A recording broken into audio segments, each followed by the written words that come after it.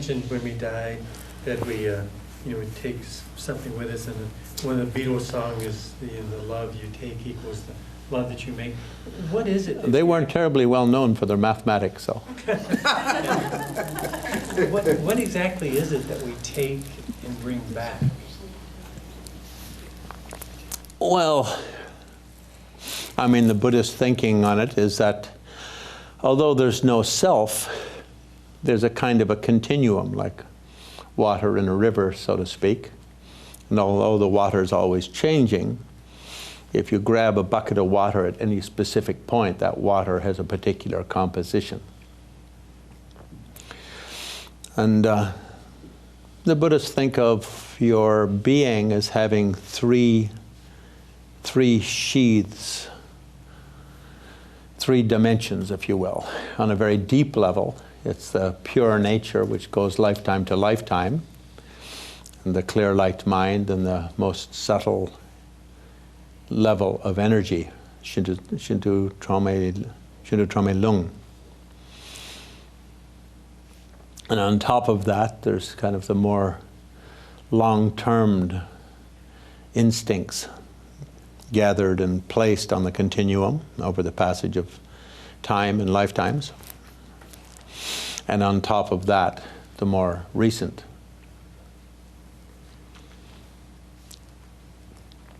So thinking is something like that. And so at the time of the death, when all of the energies in our life passes, and as the energies withdraw into the subtle energies, and the subtle into the heart chakra and so on, and those dissolve, basically it's a kind of a distilled essence of energy.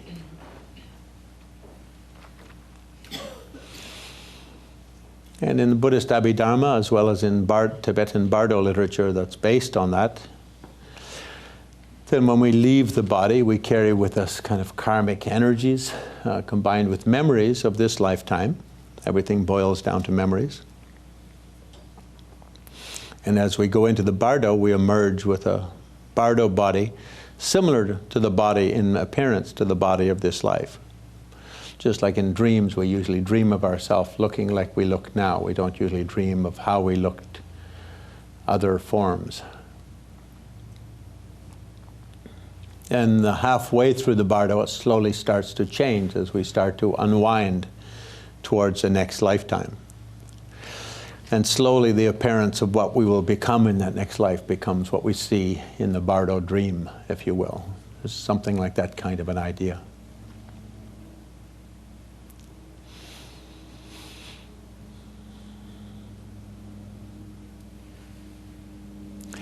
So the Sanskrit word for what goes on in Tibet, the Sanskrit word is Santana, like Carlos Santana. Same spelling, S-A-N-T-A-N-A. But it just means stream or flow. In Tibetan is gyut.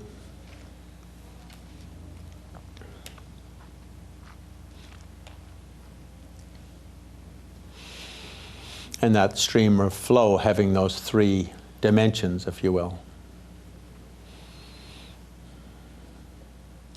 Therefore, it's thought to be very important that on the day-by-day basis we completely clarify our life. Otherwise, we have to do all of that at once after we pass away, after we die. That's all undigested and sort of churning around in the belly of our soul. And we get indigestion. But if we can keep our life clear on a day-by-day level, breath by breath, day by day, then, as the seventh Dalai Lama puts it, at the time of death we can greet the clear light of death like meeting up with an old friend. So that's basically the idea behind many of the Buddhist practices and experiences. Now, the Tantric tradition claims that this isn't a kind of a belief system, but rather that you can cultivate it as actual experience. And you can do that in two ways. One is by Kundalini practice or Chandali practice, sometimes termed illusory body practice, during the daytime in meditation and then yoga. And the other is by cultivating power to be aware in the dream state. So in those two ways we can experience the reality of death while awake. And that's basically, I think, what we'll look at this afternoon is those two things once we get started. Does anyone want to bring anything else up? Yeah. A spin-off of what you just finished talking about, what is actually the cohesive, like in Yoga Sutras they talk about the ahamkara, the I maker.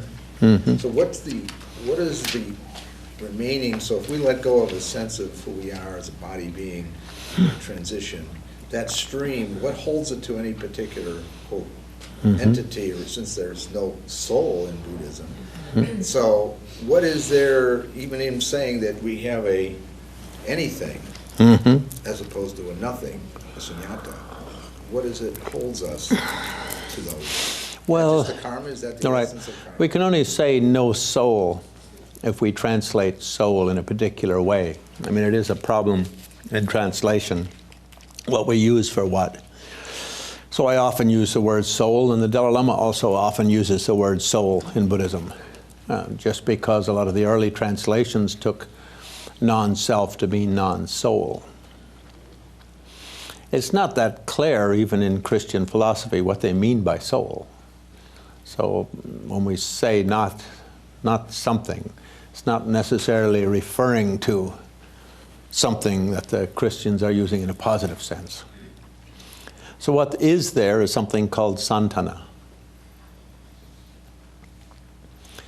And santana means this flow or energy. What keeps the water of a river together is kind of its continuum, its momentum.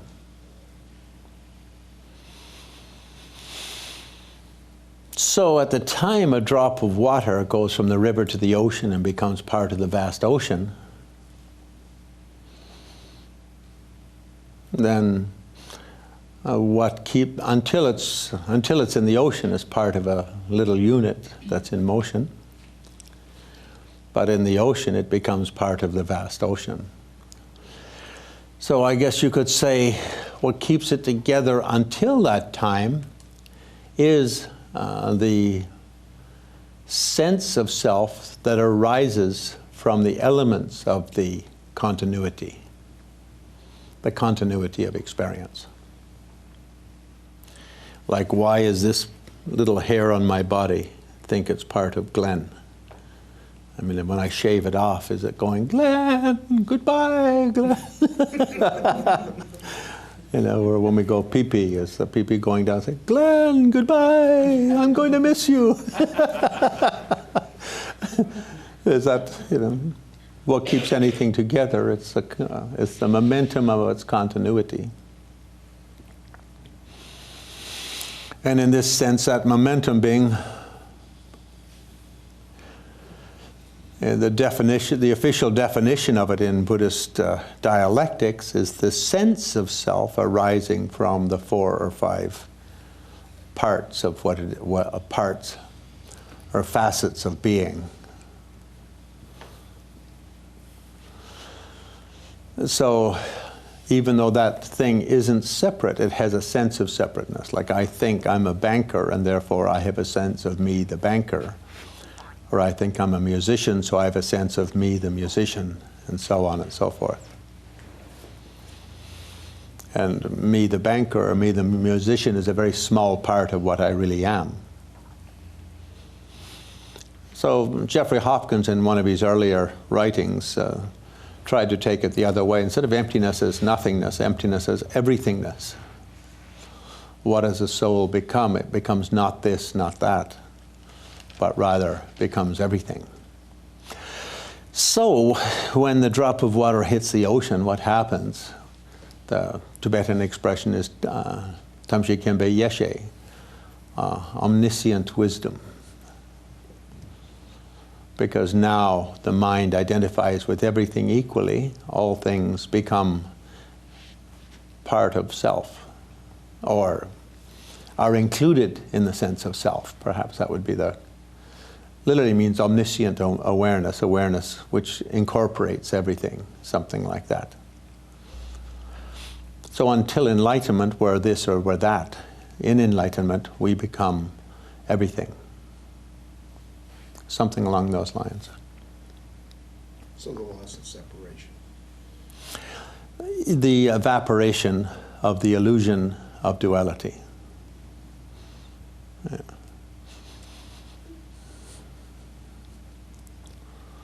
And until then, as karma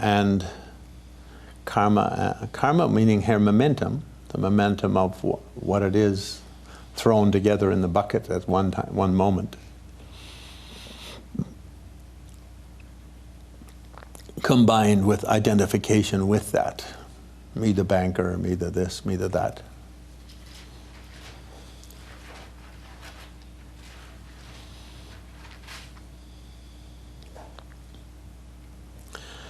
So this afternoon I wanted to look a little bit at the Tantra side. And we've, those of you who've come to workshops with me before with the 6 yogas, we see it discussed in quite a lot of detail in the 6 yogas of Naropa and the 6 yogas of Niguma and so forth. But the idea is that we have an experience of similar to death in many different natural phenomena. But the most important from the point of view of personal practice and personal development is sleep. When we go to sleep, it's very similar to dying. And when we enter this, the clear light of the moment of sleep is very similar to the clear light of the moment of death.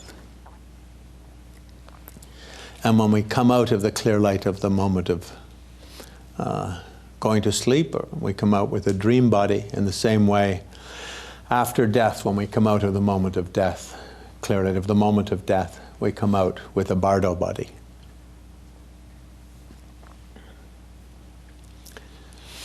Now we can cultivate by means of deep meditation and yoga in which the body is, the normal functions of the body are somewhat suspended. We can cultivate something of an inkling, if you will, of that experience in our meditation. And when we do it in our meditation, we do it with our awareness fully activated. And so therefore, when we try the same thing at the moment of going to sleep, we're a little more competent with it. And if we can succeed at it while going to sleep and in the sleep dream state, then that same skill will be relevant at the time of death. And the idea is very simple, that when we do tantric meditation, we essentially sedate bodily processes. I think in the Ashtanga yoga system of Patanjali in India, who of course is much later than the Buddha, so steals this from us Buddhists. I often have to throw that in just in case, because a lot of Indians think that later Buddhists borrowed it from Patanjali. But as we say in hockey, the best defense is a good offense. So this, in the Patanjali yoga system, goes together as pranayama, and then the breathing exercises, and then as sense withdrawal and energy withdrawal. So when we do it in the 6 yogas, essentially what we do is do our practice of meditation and yoga, doing the breathing, the vase breathing, the same as Patanjali's pranayama. And when we develop that, or we mature that meditation, then we have an experience of sense withdrawal and energy withdrawal. And what we talk about here is that first the earth element relaxes and withdraws. When that happens, we lose a sense of strength in our arms and strength in our legs. And secondly, the water element dissolves. That means our blood flow, our heartbeat slow down. And thirdly, the fire element dissolves. That means our metabolism slows. And fourthly, the air element dissolves. And that means essentially that the breath takes a different pattern. We start breathing very differently than we normally breathe.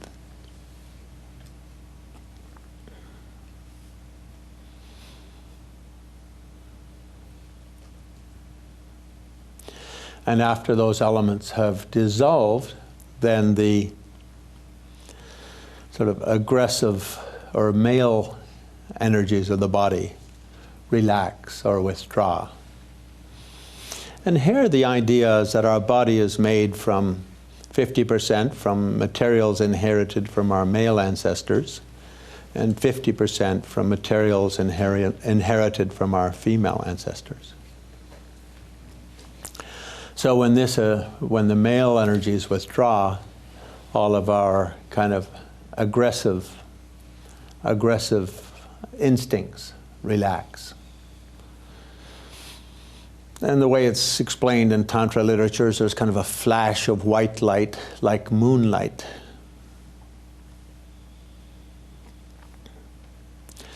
And then the female energies withdraw. And rather than aggression, which means pushing away or even destroying, the female are connected to incorporating, caring about, or even cherishing. So those withdraw. And there's a flash of red light, like sunset. These are called the dissolution of the three conceptual aspects of consciousness, all of which are associated with a sense of self. If I think Glenn, what can piss off Glenn? Those dissolve. Whatever can piss off Glenn dissolves. And those male energies all dissolve.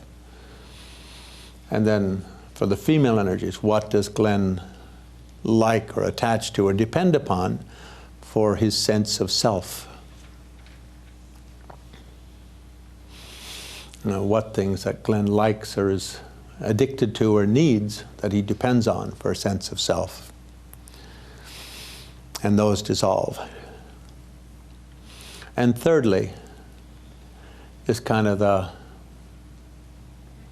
formless dimension of things. What is it that Glenn doesn't care about at all? To depend upon sense of self, or kind of just the spaciousness of being. Those aspects of the conceptual mind dissolve. I forget the exact number they list in the Abhidharma literature. It's like 33, 40, and 7 or something like that. There's 33 associated with one of them, and 40 ways of talking about another one, and 7 about the third one. Yes, sir? Where do those numbers come from? When you look at that, you're like, I think Buddha invented them on a drunken Friday afternoon. like hidden numerology in that or something? 33 for the white, 40 for the red. Yeah, they're called the 80 conceptual mind factors.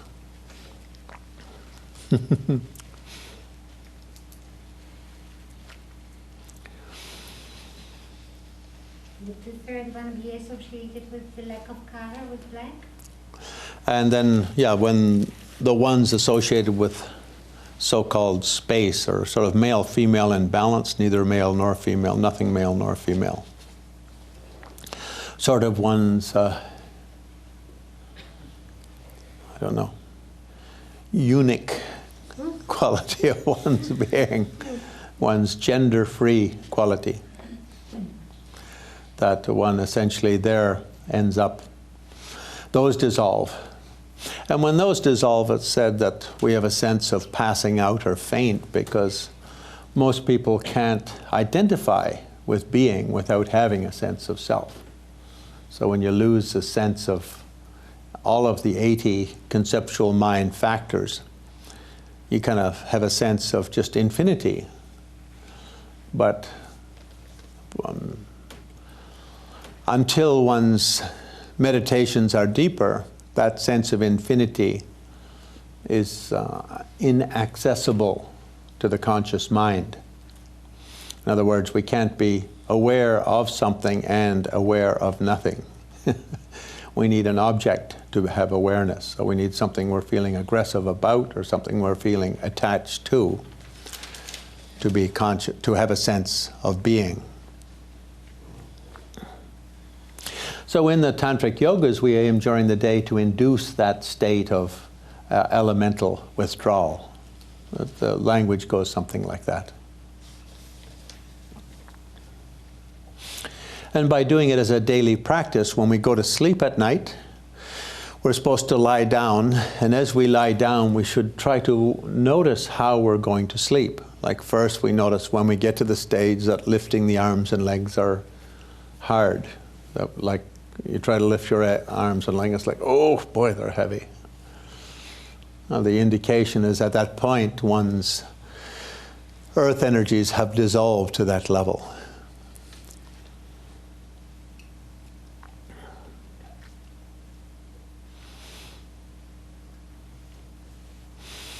And then again, observe as you enter slowly into the sleep state. So it means trying to go to sleep as though you were meditating, as though you were observing the process objectively from a distance. And then as you go deeper in, become more sleepy, the water element dissolves and your heartbeat drops, slows down. And the traditional texts talk about kind of inner signs that happen that you watch in your meditation. You're watching your observance, flickering fireflies and like a butter lamp and things like the mirage or smoke like smoky kind of in the air kind of things. And then the fire element dissolves, and you notice you feel a little cool as you're falling asleep.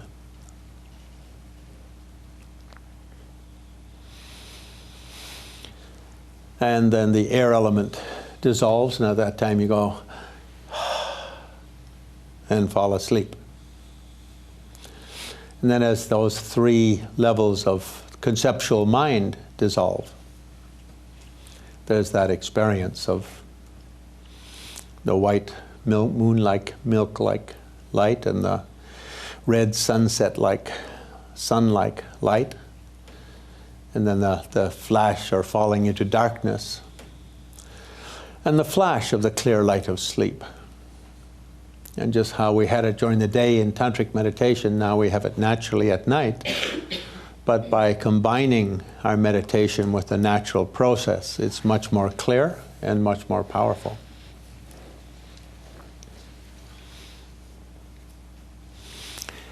And then we stay in that clear light of the moment of sleep as long as we can. That said, fully accomplished yogis can just rest in the clear light of sleep for extended periods of time, sometimes hours and so on. And when we achieve enlightenment, of course, we're there all the time. Enlightenment means the clear light of consciousness is always present in a fully realized way, something like that. For that reason, the literature talks about mother clear light and child clear light. And the mother clear light being the one that's always with us, but we don't notice. And the child clear light being as much of it as we can actually access in our meditation and in our spiritual practice.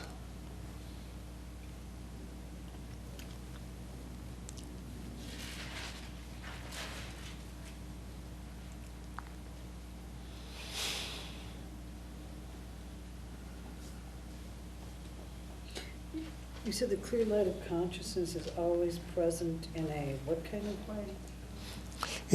The clear light of consciousness is always the basis of our experience, but unless we develop a subtle level of awareness, we don't ever notice it. And so it's called the mother, because just like the mother produces everything, yet we don't necessarily notice it. Mothers always like it when you use the word mother in a time of talk.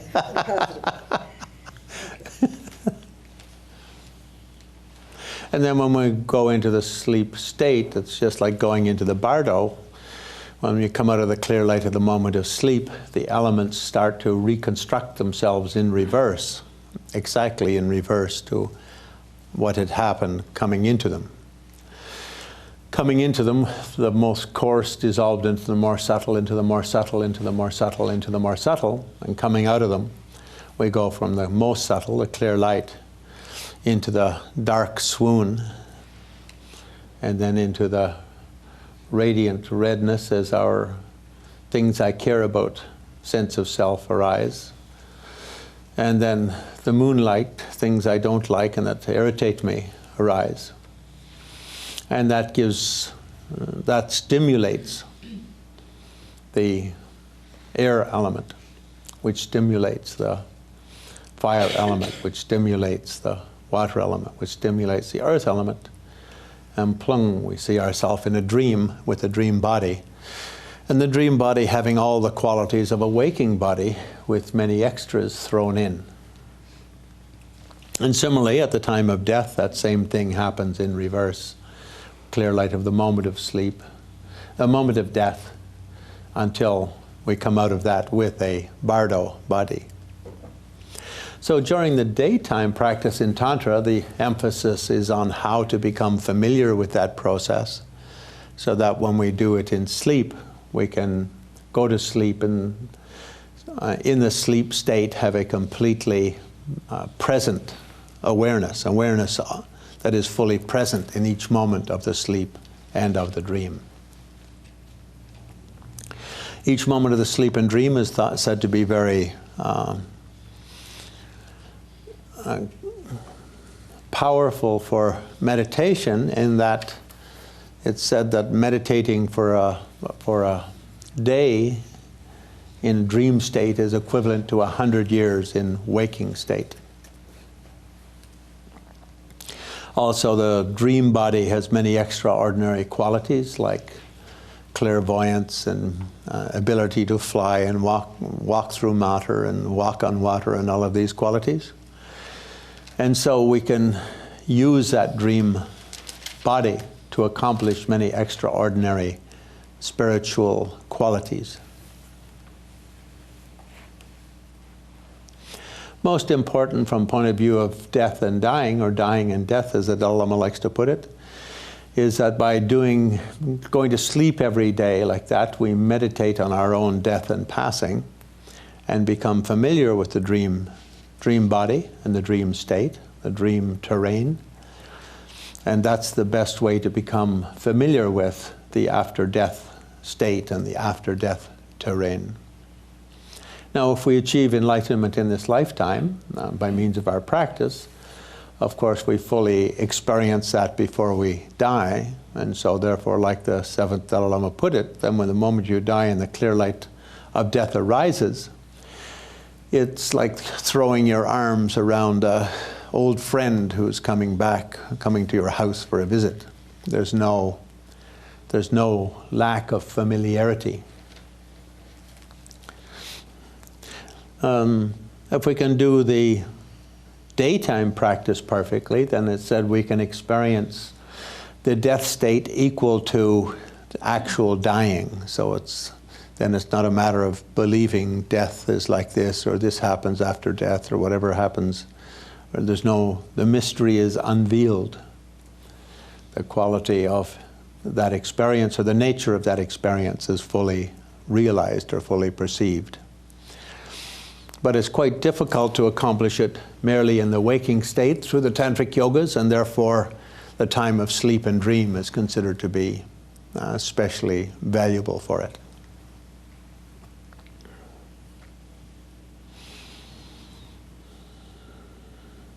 The Tibetan Book of the Dead puts the whole thing in kind of a metaphoric basis. If we look at any highest yoga tantra mandala, and many of you here practice some highest yoga tantra exercises, sadhanas and so forth, then most highest yoga tantra sadhanas are put in 3 phases. One is called taking the clear light of the moment of death as the nature of dharmakaya of enlightenment.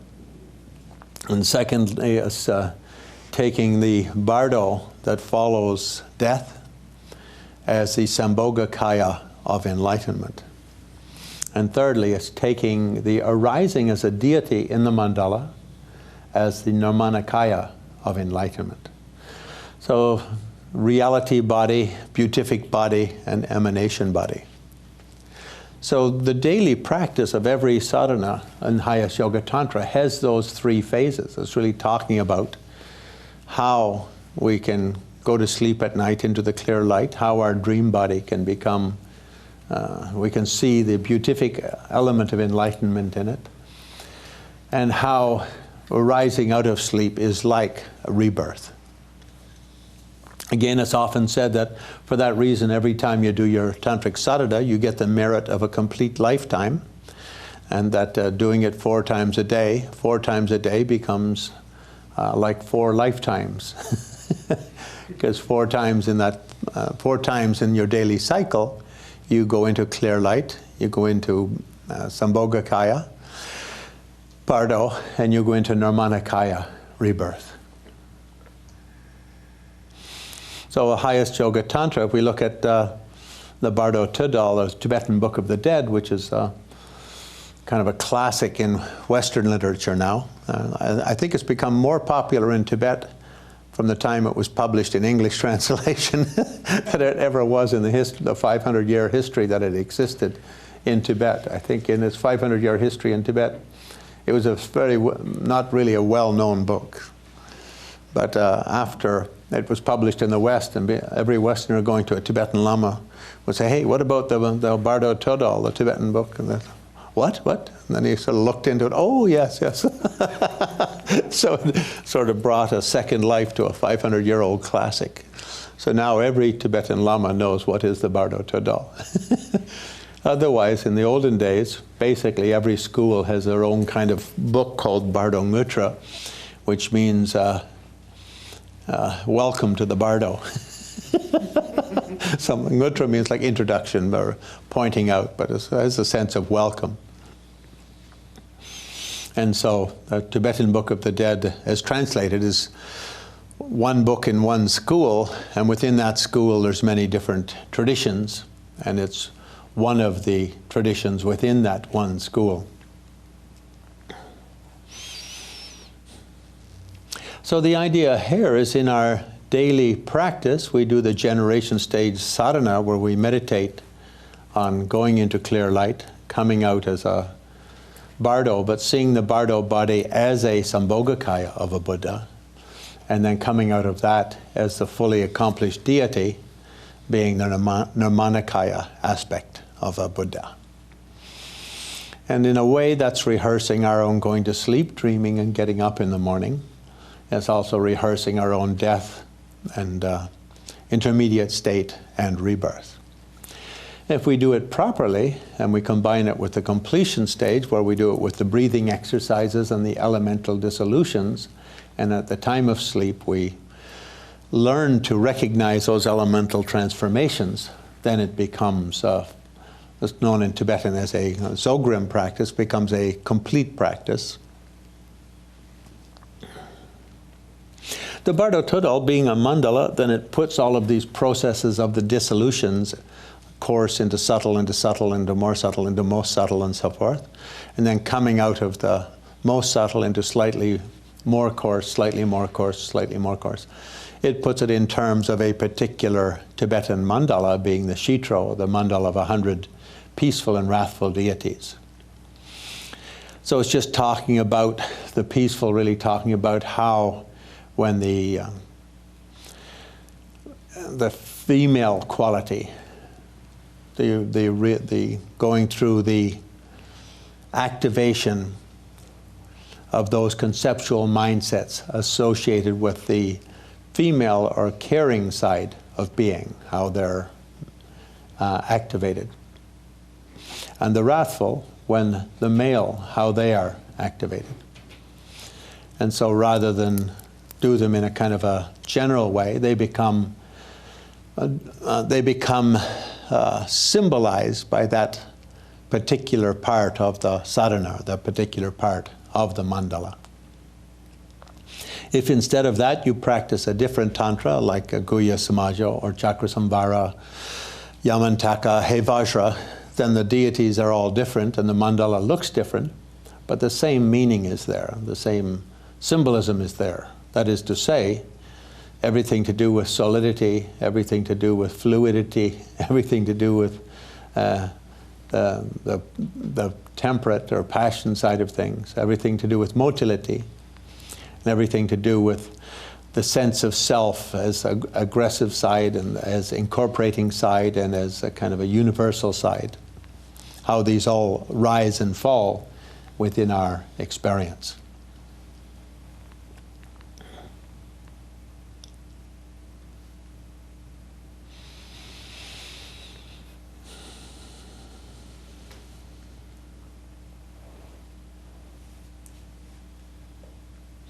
So the Dalai Lama, one of his books, he said, I rehearse my own death 4 times a day. When he said that, what he meant by it was in doing his daily sadhana, his tantric sadhana, that essentially he visualizes that whole process. I think in terms of how we practice it ourselves, if we have tantric initiation, then we can follow whatever is our sadhana and whatever is the guideline in that particular Zogrim or completion stage practice. If we don't do a particular Buddhist practice, we do a Hindu practice, that same kind of element there is present in the Patanjali yoga system. Again, not every spiritual tradition deals with it directly on every level. It's kind of, to a certain extent, I guess you could say, an esoteric aspect of most traditions. Otherwise, we can simply, if we don't have access to those kind of practices, we can just kind of explore them in our own continuum. That is to say, notice how when your meditation gets deeper, these transformations happen within the body. And as the transformations happen within the body, observe the transformations that take place within consciousness. And similarly, as you go to sleep, watch and record the transformations in the body and notice how notice the different quality of consciousness that arises with each physical transformation. In the tantric world, it's said consciousness rides upon energy like a person riding a horse.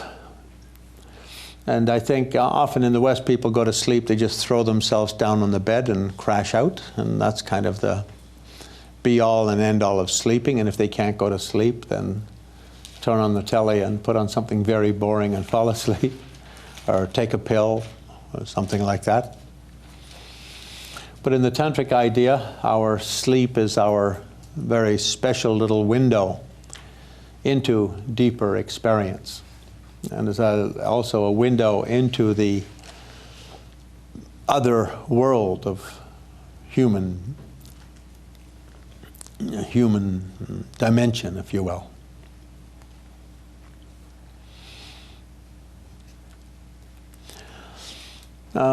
In the practice, it's said that some of the qualities of the sleep body, which are very similar to the bardo body, one of the most important of those is a kind of a clairvoyance or higher power of the mind. Sort of clairvoyant powers and also certain kind of mystical powers connected with the physical world. And that these are very important tools for our own enlightenment. Therefore, the great Atisha Dipankara Sri Jnana pointed out that if you can access those powers of clairvoyance and so on, you should make that an imperative in your spiritual practice. It's kind of interesting to see him write that, because in many other books we notice that if such powers arise in your meditation, don't be distracted by them.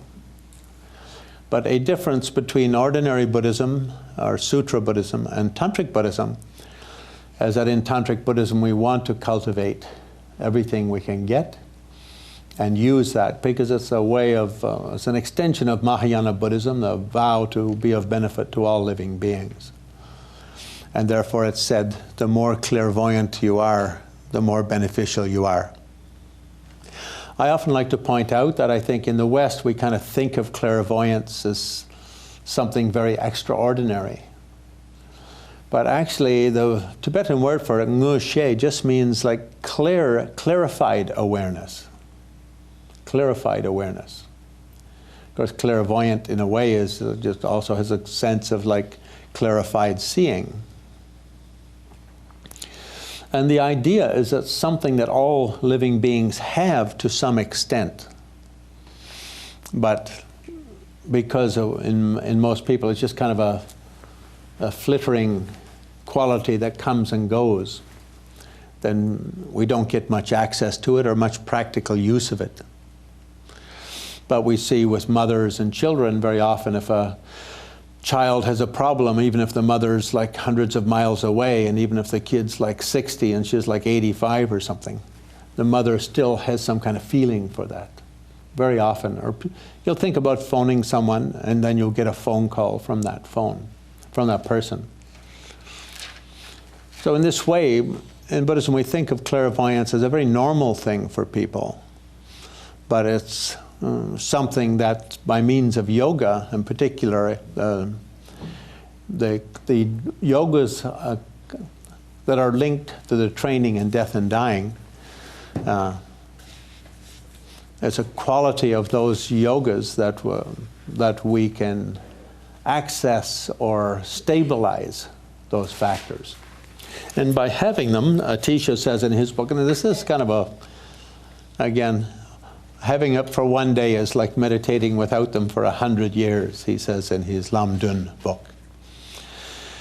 And so therefore he says, try to get them as quickly as you can. And that's in a very general book he wrote for the general populace. It's not like some super esoteric manual. It's just his lamp for the path to enlightenment, which is a kind of became in Tibet the basis of the whole Lamrim tradition, and all schools basically incorporated it as their kind of foundations of their whatever they would do later.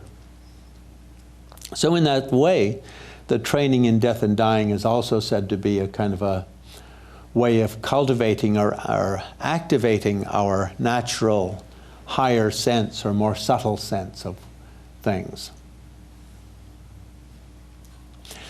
So that in a dream state, everything is clearly just energy.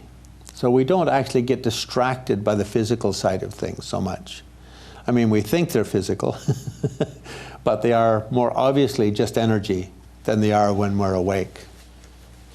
When we're awake, physical things seem more physical. Like if someone hits you on the head with a stick when you're awake, you get a bruise. But in sleep, if you dream of getting hit with a stick, you don't necessarily get a bruise. Therefore, the sleep and dream state, because it is more subtle energy dimension of things, therefore it's more easy to cultivate those kind of qualities. The idea is something like that.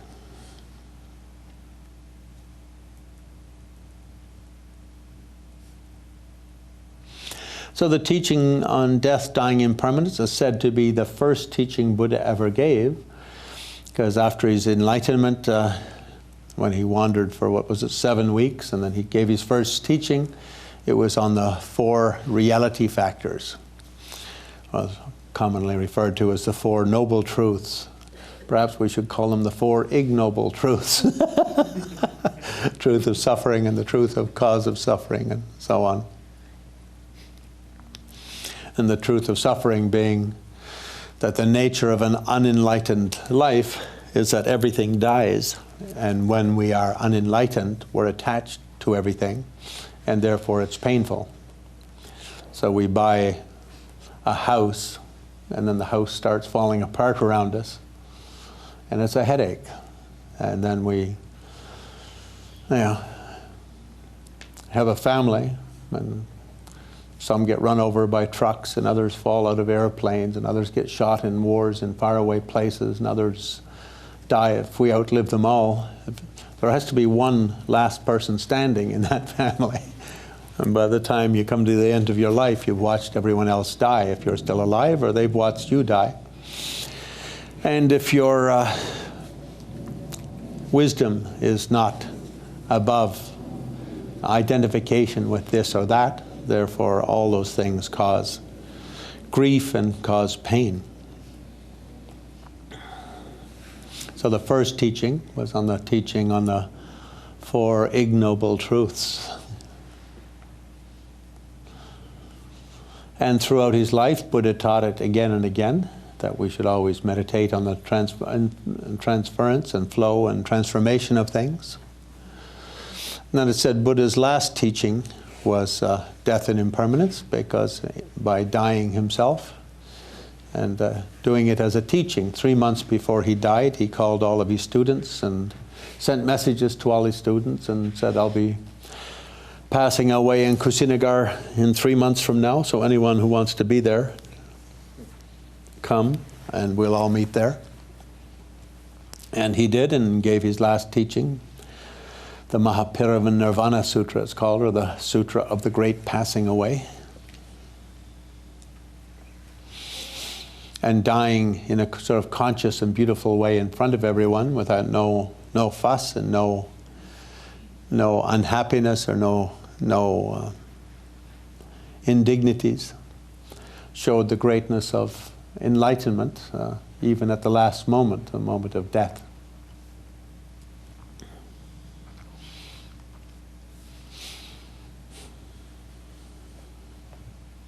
So let's meditate for about 10 minutes.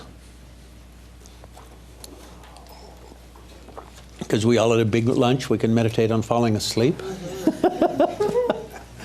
And feel the energies.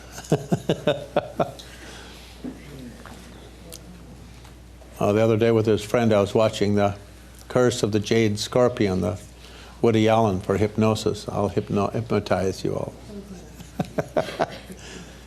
Now you are getting sleepy.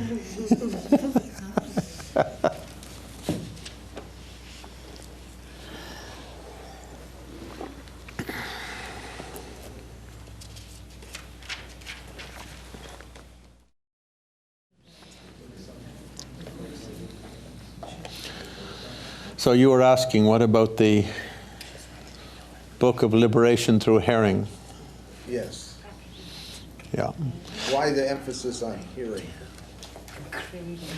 I think it's because it's part of a set of books by Karma Lingpa. Liberation by means of the hearing and seeing and touching and so on. So it's liberation by hearing in the bardo. So as you're dying and as you're dead, it's read beside your bed. Ah, she's listening. But the idea is that you've practiced that mandala during your lifetime, so it's not just in general. But now in the West, people take, museums around here have what they call bardo exhibits, in which any paintings or artwork from that mandala are called bardo paintings, even though it's got nothing to do with the bardo other than in the Karma Lingpa tradition of explaining the death process by means of the symbolism of the Shitro Mandala. For instance, I was just down in eastern Pennsylvania. Well, it's actually western Pennsylvania, but east of Pittsburgh. A couple of hours, there's a Southern Alleghenies Museum has up a big art exhibit. and paintings on the Shitro cycle, the peaceful, wrathful deity cycle of Nyingma, were erroneously marked Bardo paintings, just because they're the same deities as appear in that book. It's only really associated with that book, though, if the arrangement of them is as comes in the book, as opposed to some other arrangement. Where does Poa fit into this? Generally, Tibetans will do Poa sometime during their life. They'll do a Poa retreat of about a month. And the idea is it softens the piece of the skull right up here and makes a little itchy spot at the top of the crown that bugs you until you're dead. And you're always like, oh, damn, what's up? Oh, damn. And so then when you die, you go, oh, damn. And you shoot out the top of the skull.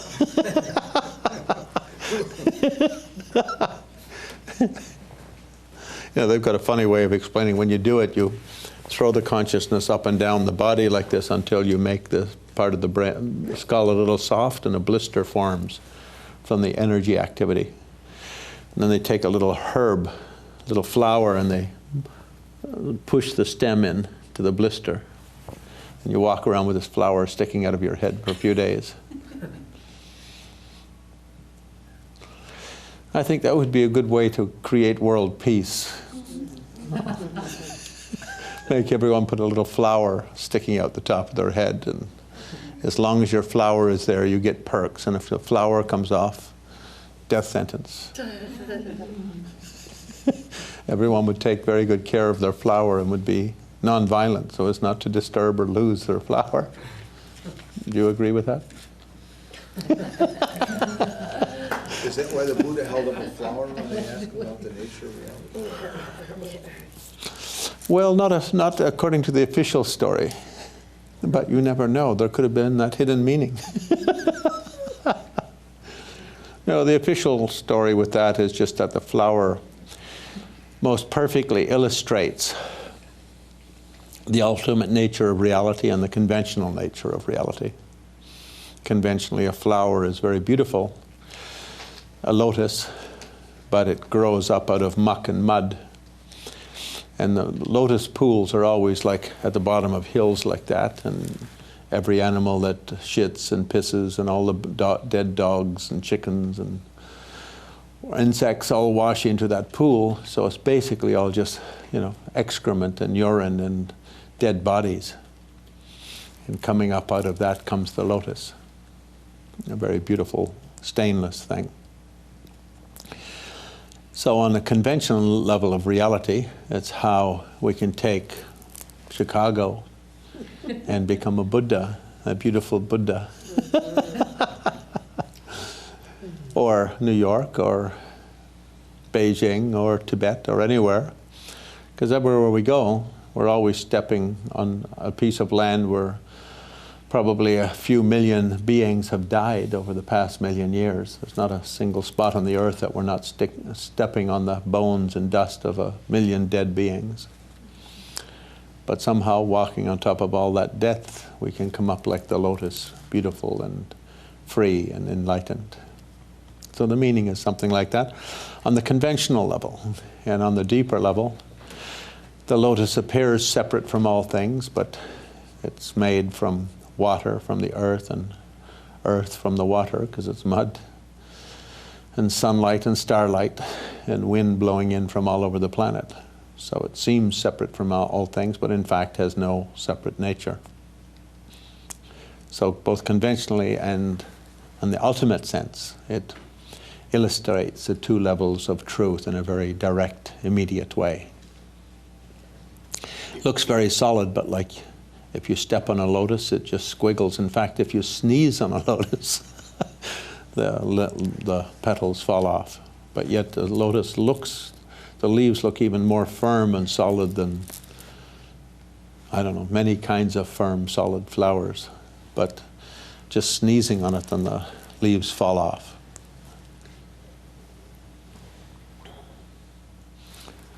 Yes? Can you explain, well, I heard what you said about attachment and suffering as reason for attachment, but what about grief? Is that like a human, well, obviously we're human, but is that a trait that we just go through when someone does pass? I mean, how does that fit in? Yeah, I mean, all species feel grief. You know, if you watch a mother dog when its baby dies, it doesn't exactly like jump up and down with joy and say, oh, thank goodness that ugly little pup is finally gone. I mean, most species grieve, particularly mothers over their children. It's never, they do everything to protect them. So in a sense, grief is a natural reaction. On the other hand, we have to keep it in a kind of a context, because everyone will die, and therefore we shouldn't be shocked or surprised when something dies. Dying is the closing of one door but the opening of a window. So again, it's not the end, it's just the end of something. In a way, grief is selfish because we're not really sorry that the person's moving on to a higher, better situation, potentially to a higher, better situation. We're actually grieving that we're not going to be able to hang out with them in the immediate sense or way. So in the Buddhist world, people aren't allowed to cry or show grief around a dying person or even a dead person. If you're going to cry and make a scene, you should go far away from the body. Because the Buddhist and the Indian thinking is that the soul hangs around the body for a few days and keeps coming back to it, and kind of until it finds its, finally comes to terms. So you were asking about the Tibetan Book of Liberation by hearing. One reason for hearing is that when it comes back, it can hear the words being said. So usually in the Buddhist world, if someone dies, everyone starts doing mantras and prayers for them and sending them good thoughts and good energy. In the Irish tradition, we hold a wake, where no one's allowed to cry over the person who's dead. Everyone's supposed to think of what good times they had with that person and how lucky they were to spend however long they had, and so on. And get drunk. Irish never get drunk. We just try and try and try again, but we fail and try and try and try again.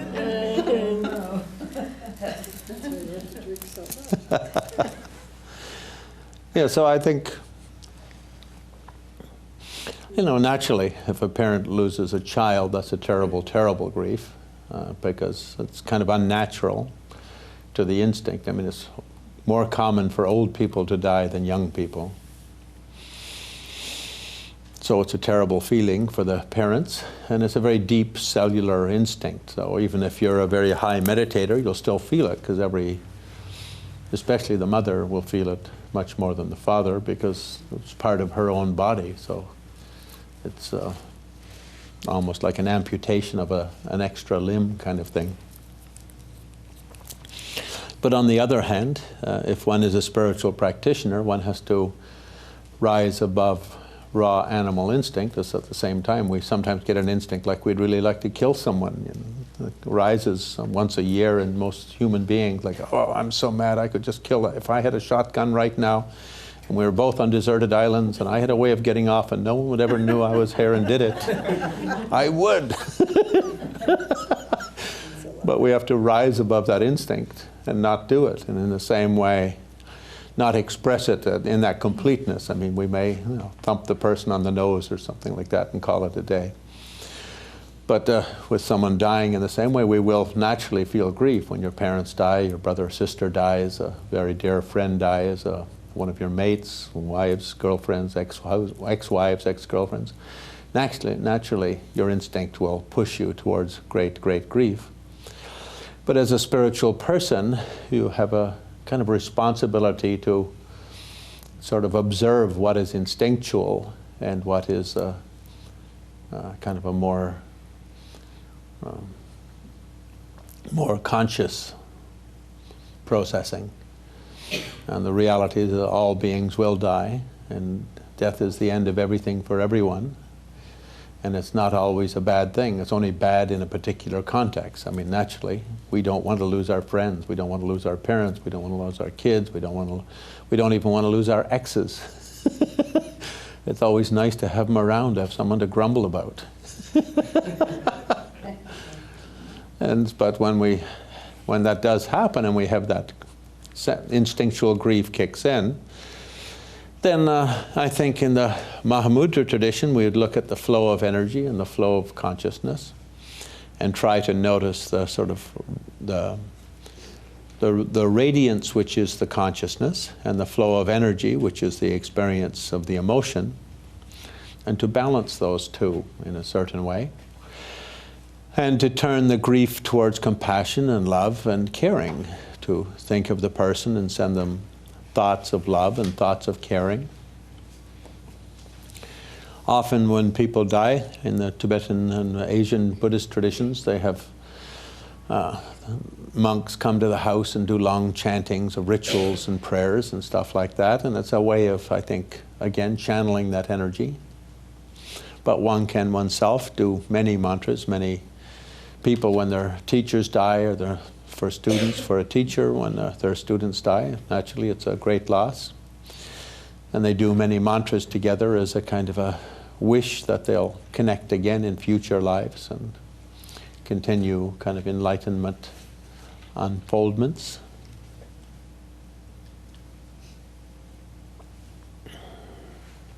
Yeah. Will the Lama always know when the student is dying, whether they hear any word of it, you know, in material, I mean, so if they don't get an email, they know that the student is dying just because of the connection that they have with the student? Yeah, it's hard to say if it always happens with every teacher, because you have a lot of, teachers on various levels of sensitivity and so on. So they may or may not always be informed about it or sense it or feel it. Maybe it's just they wake up feeling a little bit good, like, oh, thank goodness, one less student. Sort of like a yak in which one of the bricks that it was carrying has fallen off.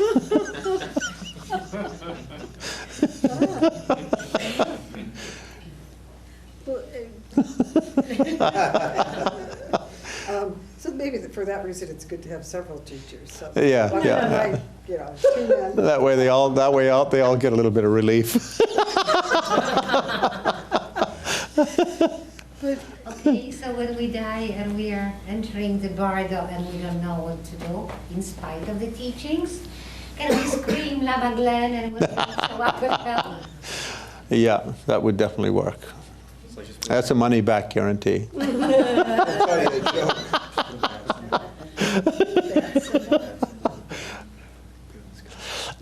All the texts do state that calling the name of your teacher is a very powerful method. And I don't think it's got anything to do with the qualification of the teacher, but dealing with death, your own death, and spiritual awareness and feelings of strength and competence, those are very important qualities. Like I think in in the West, I've often heard people say they hope they'll die in their sleep, painlessly, and so on. In the Buddhist world, you'll never ever see that in a Buddhist text as a prayer, may I die unconsciously in my sleep. The idea is just the opposite, that we'd like to die sitting up in meditation or sitting up in our bed, or even if we're stretched out, fully awake and fully aware of the process. And really facing death straight on, like we're going to be doing paragliding or, taking a high dive or something like that, to be fully aware. It's like, well, to put it in a boxing metaphor, it's like going into the ring. You want to be in your best shape possible and your best condition possible, because what happens when you go in the bardo, in the Buddhist belief or Buddhist thinking or Buddhist scheme of things, is that the more together you are, the better you're going to do. And if you can every day practice meditation and notice the energy transferences and transformations, and do it when you go to sleep at night, and become accustomed to working in the dream state where you've got this very subtle energy combined with a mind which is somewhat, the conceptual side is very limited in its power to exercise control. If you can enter death with some of those qualities matured and cultivated and aware, then it gives you a super edge. It's like a kid who goes to preschool before going to kindergarten and then goes to grade 1 like 10 steps up of everyone else has got a good chance of at least succeeding in grade 1. They may fall apart after that because of over-institutionalization. So the metaphor only goes as far as the end of grade 1. But if we have that spiritual awareness, self-awareness, and it really means awareness of energy transformations, of our bodily energies, how they transform when we go through various processes. And so that nothing that arises just pops up out of nowhere. As it's arising, we're aware of the unfolding. And often tantric literature also speaks about our romantic life and our sort of sexuality as being one of the great teachers, because again, in romance and in sexuality, we have that same kind of very radical energy transformations very quickly. And as the energies transform, the emotions transform, and the mental the quality of consciousness or the vibrational frequency of consciousness transforms. So again, just like we can meditate sitting down and we can meditate in the dream state. And meditate here really means just being self-aware, cultivating awareness of processes. All of that contributes to us. The long and short being, the better lover you are, the better dyer you are. And a better bardo body navigator. Yes, Joy. I have a question I don't think I've ever heard addressed in the Buddhist teachings is what happens to a suicide? So the question, what happens to suicide? Well, Do they go through the same? yes. I mean, I don't think many texts address suicide in a very direct way other than to discourage it, because I think the emphasis in the Buddhist world is that whatever hardships you have are good training grounds for you. And therefore, if you have hardships, that suicide is completely the wrong way to face them. And you're just basically running from them. And so you're putting off something that is a karmic situation that sooner or later you're going to have to face. And so because you've got that hardship now, you might as well take advantage of it. It's different. You can't cultivate hardships. They're very rare treasures in human life. 90% of our life is very, very good, and only 10% is hardship, at most. And so when you get a few here and there, they're like golden opportunities. So texts sort of speak in that kind of language. Like, for instance, Tsongkhapa in the 6 Yogas, when it's talking about Poa, when you train in this power to throw consciousness out of the body and, in fact, to sever the life, close the life canal behind you, so that essentially you're committing a kind of a spiritual suicide just by projecting yourself out of your body. He says this should never be done in order to escape illness or pain or difficult circumstance, because it's equivalent to killing a deity, because our body, killing a Buddha, because our body is like a temple, and by destroying it, it's like we're killing a Buddha or killing a sacred being or a divine being. But that said, because literature is all written to discourage it, therefore it's largely, I think, metaphoric in meaning. That is, its purpose is to discourage people from suicide. So I don't think there's much what we can take from it that we could say is true in a kind of a more literal sense. What is true is that it's very unfortunate that people find themselves so deeply enmeshed in depression and grief or pain and sorrow, and they can't see any other solution. So it's certainly a heart-rending situation. Even an enemy committing suicide in Buddhism we think is a cause of great empathy or sympathy. But nonetheless, it does happen, and when it happens, and in the Buddhist world, all the friends and all the relatives will all do mantras and send them good wishes and say, better luck next time. I mean, there's really nothing we can do, and many people, I don't know how many, but 1 in 100, 1 in 200, 1 in 300 families will have some story of someone like that who was a family member or a good friend or someone close. And there's really nothing that one can do oneself other than to help people try to stay cheerful and hopeful. I think that's one reason why in the Buddhist tradition there's this great emphasis on beginning your day by meditating on how precious an opportunity it is to be human, by trying to get people to understand that your joy is something you can consciously cultivate, your inner peace and joy, that it doesn't depend on externals as much as we think it does, or we tend to think it does. That our inner peace and joy and happiness, if we consider those things as very, very important, they become strong in us.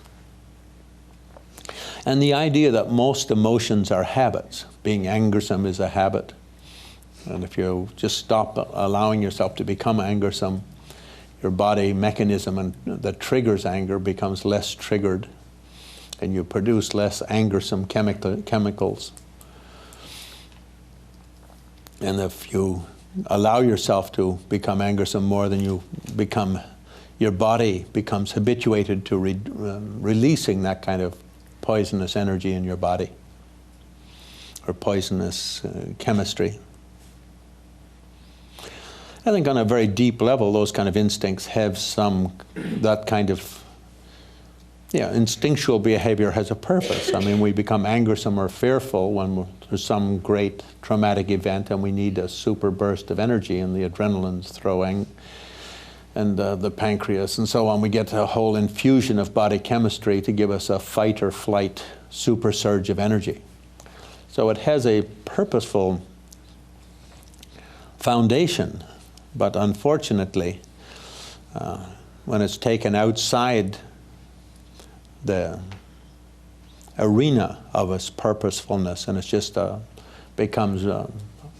we just become like angersome people, then everything makes us angry. Snow in the driveway, and a rainy day, and someone at the office, and people in traffic cutting us off, and everything. Then every time that energy comes up, the adrenals throw that chemistry into the body, and then the mind is riding on that chemistry. It's influenced by the chemistry, by nature, or by instinct. So it's basically the body throwing negativity into the mind, and the mind throwing negativity into the body, and it becomes a vicious cycle. Then there's lots of people who become addicted to it. The sort of the pleasurable factor of adrenaline, that feeling of power you get from it, and feeling angry at someone gives you kind of purpose and meaning and focus and so on.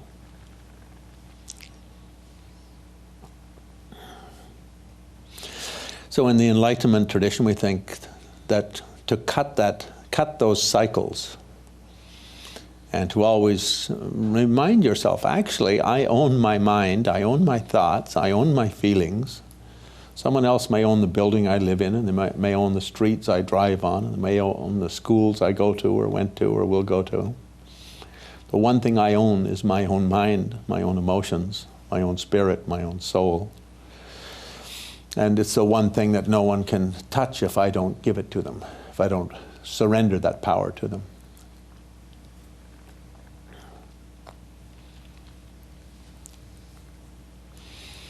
Yes, Das. Some of the theosophical literature talks about a time at the moment of death where you sort of have a retrospective vision of your whole life. Is there anything like that in the Tibetan? It's very often said, yeah. And I think that's kind of a universal belief as well, that often close to the moment of death, you kind of have a review of your whole life. I think as part of the energy withdrawing from the body, and the so-called soglung, the life-supporting energy withdraws, and to a large extent it activates or carries or supports the memories we've accumulated during our lifetime. And to a certain extent it's kind of like a gathering of that baggage and bringing it into our carrying case. Well, how would that relate to these 8 stages of dissolution? I mean, when would that happen? I think it would probably happen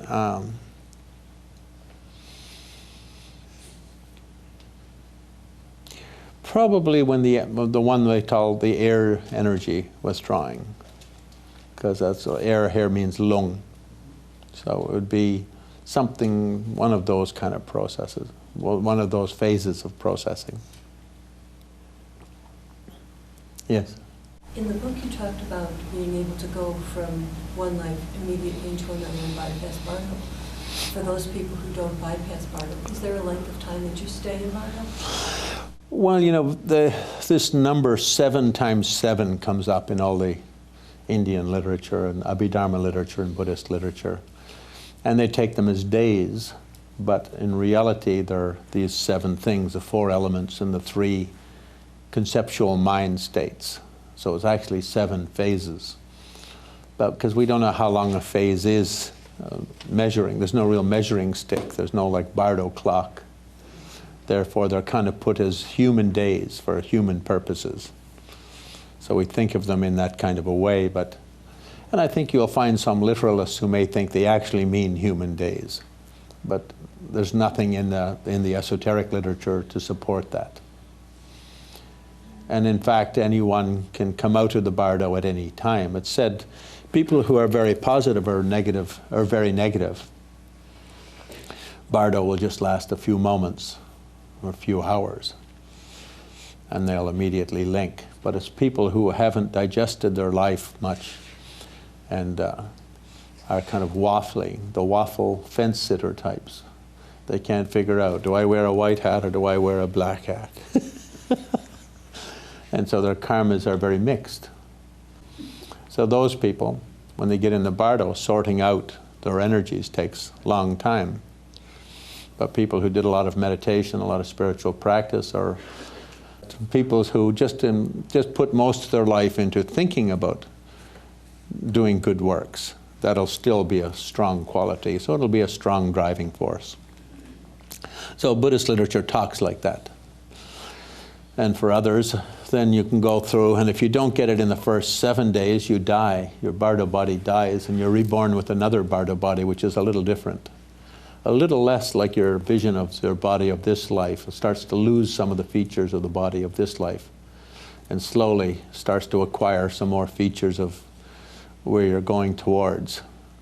And then after another 7 cycles, if you still don't get it, another one dies and another one starts. At the end of 7 times 7 cycles, and there's not enough energy left to support that kind of a subtle energy body. So then you see 2 people making love, and then you think, oh, I'm going to be a male. Who is this guy with the woman of my dreams? And you get very, very angry.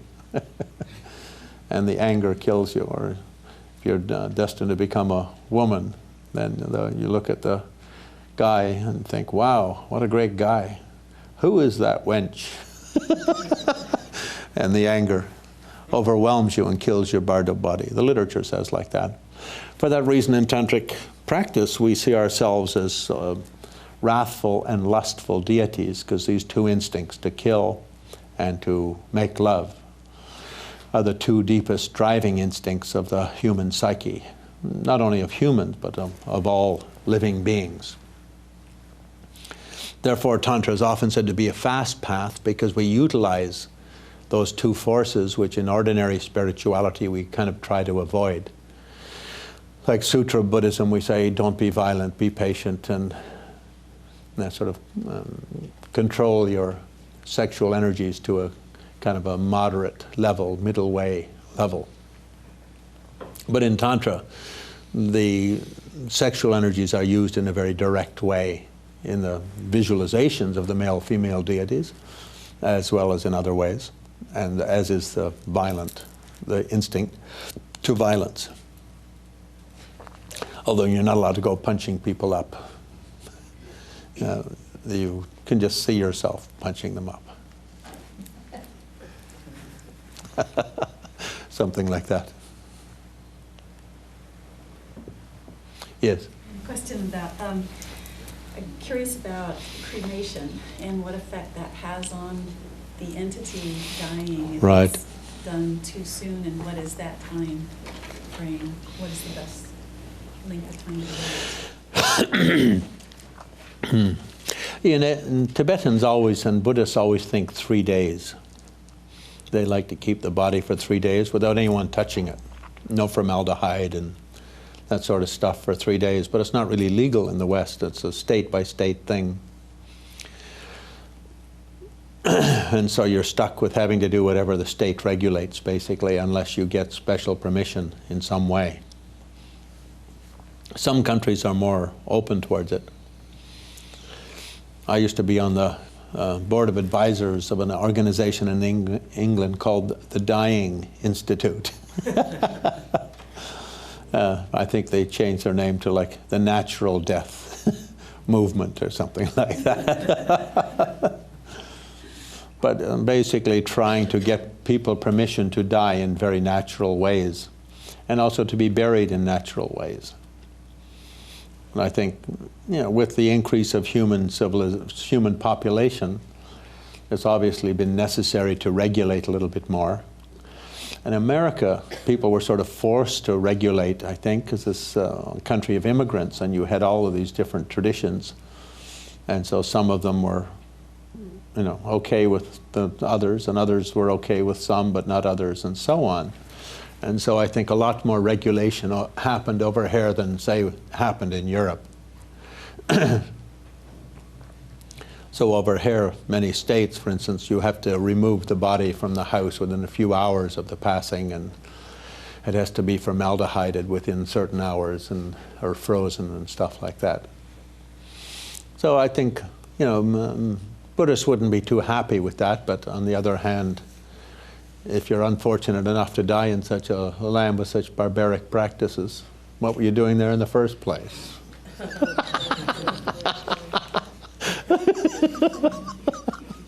I think the idea in Buddhism is that anyway, just so long as you have everyone around him has the deceased person has a positive attitude, it's probably okay.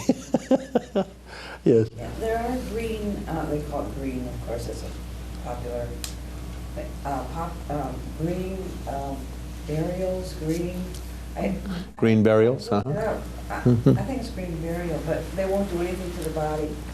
Body stays at home.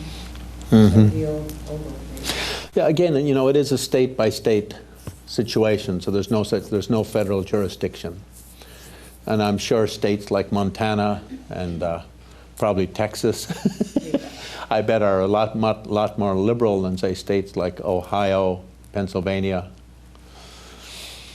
I mean, I don't know all of the different states. I was at one death in Pennsylvania, and the rule there was that the body should be removed from the house within 3 hours of notification of the time of death. In other words, when the attending nurse or doctor declared the person dead, that was supposed to be removed. I think it was 3 hours, something like 2 to 4 hours, but I think it was 3. But usually the workers are much more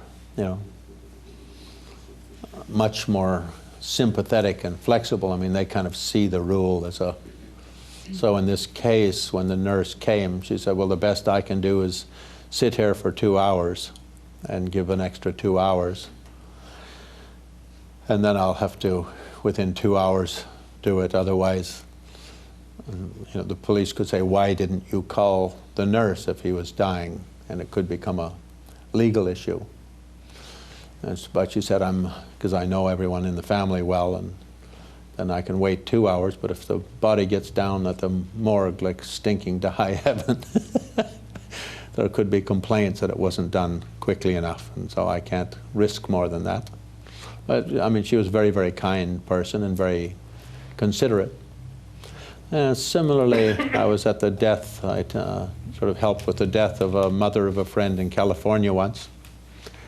It was a little bit similar when she started dying, and when the emergency people came, she was just died a few minutes before they got there. But she was very, very old. She was 91 or something, so they weren't actually coming to save her. Although there was always that long off chance that it could happen. But at her age, not a lot. But when they arrived and we requested, is it possible to leave the body for a few hours? And the policeman said, well, it's obviously a very natural thing here. There was no foul play. We don't need to do any special effort. And so what we can do is phone in the report and just say to them, it's not a priority removal. And so then that means they're not bound by whatever is a California law, which again wasn't much different. It was something like 3 hours. And so then the fellow phoned up after a couple of hours, and he said, well, okay, I'm sort of running around picking up bodies today, and what time do you want me to come by for yours? If you want to delay it a little bit, it's okay. I mean, he'd said it in a kind, compassionate, caring way to facilitate the wishes of the family, not to make light of it or anything like that, but in order to show that he, cared for them, was trying to fulfill their wishes while still trying to honor the law to some extent, because the problem is people doing that work don't make the laws. They're just to some extent bound by them. Yes? I have a couple questions. Well, the most important one I'll give you first. There is that chance, right, at death to merge with the light, isn't there? Mm-hmm. And then you would avoid the bardo and you could have instant enlightenment. Is that true? You said a couple of questions.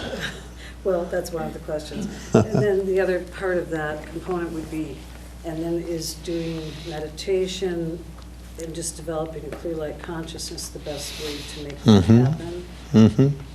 And then why do some lamas put a lot of stock in opening the opening? Okay. opening this?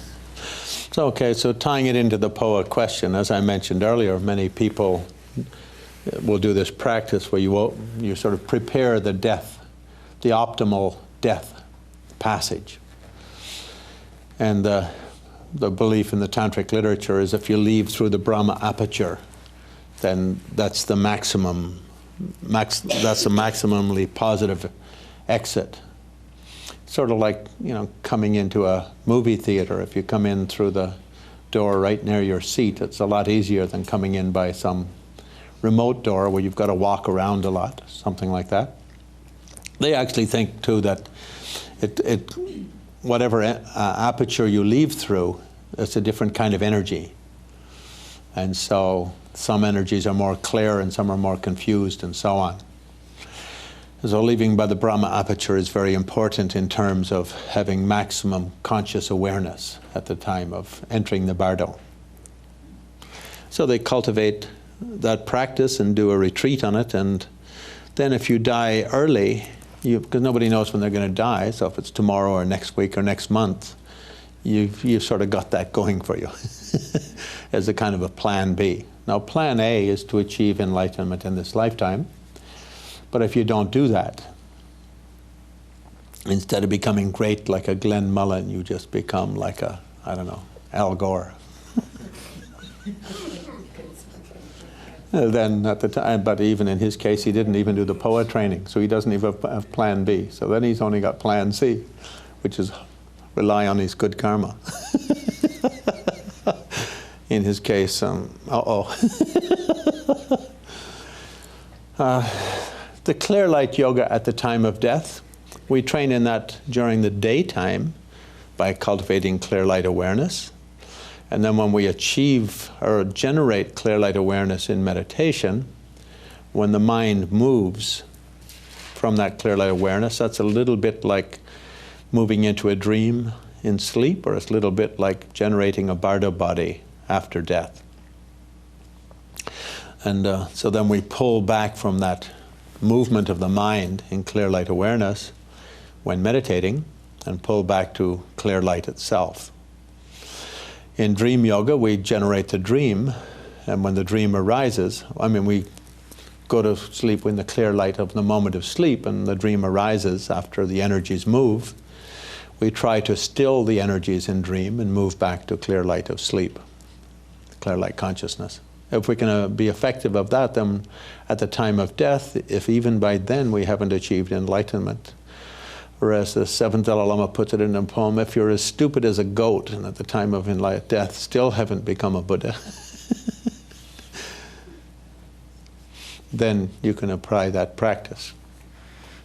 And so at the time then the clear light of moment of death arises, and so Tsongkhapa points out it shouldn't be called the clear light of the moment of death. It should be called clear light in the bardo, because what happens is that the clear light of the moment of death comes. And if you did your sadhana practice well, and your completion stage practice well, and your clear light practice well, and transforming dream body into Sambhogakaya body, and therefore at the time of going into the bardo, you'll recognize the bardo as bardo. And recognizing it as such will transform the energies, and like a fish swimming upstream will push the energies in reverse back to clear light of the moment of death. So, and at that second experience of the clear light of the moment of death, you'll go, aha, I got it. And ba-boom, you become a Buddha. So it's definitely a plan B. But if you have a mature practice of the tantric yogas, then it's easily accomplished, is the way it's put in the texts. The downside is you get one crack at it, and if you're better than you think, no, if you're not as good as you think, you're washed downstream. That's lucid dreaming, isn't it, in a way? What you're speaking on in a way? Yeah, so dream yoga is considered the fertile ground in which to train in that practice as a kind of a plan B practice. The plan A practice for dream yoga is by releasing the clairvoyant powers and learning to see how energy processes transform consciousness. Then sleeping and dreaming in a spiritual way makes daytime practice 100 times more beneficial. And so then daytime practice becomes 100 times more beneficial, and dream time or sleep time experience becomes 100 times more beneficial. So it's like it's like adding an extra couple of zeros to the check that you write to me. This is the jade scorpion, you are hypnotized. You are under the Madagascar. Constantinople. But the idea is that because all states are interconnected, when we create a more integrated practice, our life becomes more powerful. That is kind of a synergistic process. If you just do 10 minutes of meditation or 2 hours of meditation or however long, once or twice a day or 4 times a day, that's one thing. If you can combine that with between meditation sessions as something very powerful, that improves it. And if you can go beyond that to the time you go to bed to the time you wake up, you can add a couple of extra zeros to the power of those moments, or the spiritual significance of those moments. The synergy all ties everything together. Otherwise, you end up like one of those meditators who sits and meditates and looks very spiritual and religious, and then they get off their meditation cushion and running around, the smallest thing gets on their nerves and throws them into a, was it fizzy? Is that the word? Tizzy. Throws them into a tizzy. I have to learn these Americanisms. Yeah. Well, I have a comment on that. I mean, they always say... Tizzy? No. Well, being in a tizzy. It relates to being in a tizzy. Okay. You know, in Tantra, they always say, be positive 24 hours a day.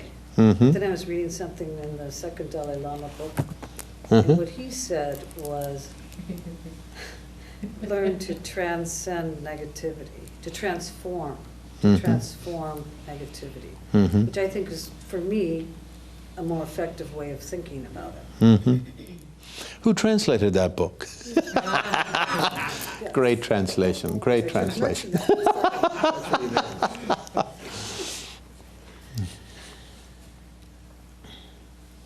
Yeah, I'm not sure which exact poem that's in, but if it's in terms of lojong, then when the lojong, whatever negativities come, as I said earlier, to try to greet them like friends and transform them just merely by seeing how that exercise is beneficial for you, the exercise with that difficulty.